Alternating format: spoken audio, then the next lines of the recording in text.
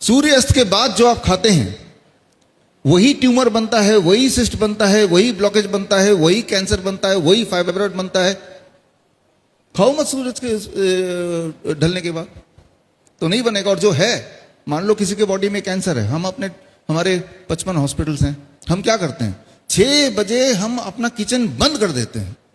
हमें पता है जब हम इनको खाने देंगे नहीं 6 बजे के बाद, तो वो कैंसर सेल को, जो कैंसर के सेल है, उनको खुराक नहीं मिलेगी तो उनको मरना ही होगा।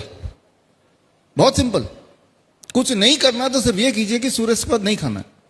जैसे ही आप ये करेंगे तो आप देखेंगे कि सुबह जब उठेंगे तो कॉन्स्टिपेशन धीरे धीरे ठीक होने लगेगा। सुबह उठते पूरे बॉडी में जोड़ों में दर्द होता है, वो धीरे धीरे ठीक होने लगेगा।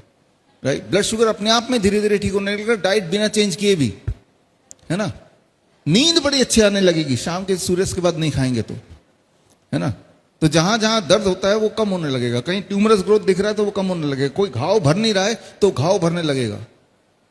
अगर आज आप चाहते हैं कि आपके घर के सारे लोग स्वस्थ रहें, तो आज घर जाते हुए रास्ते से एक ताला खरीद लीजिए और शाम के 6 बजते उस किचन में ताला लगा दीजिए, बस।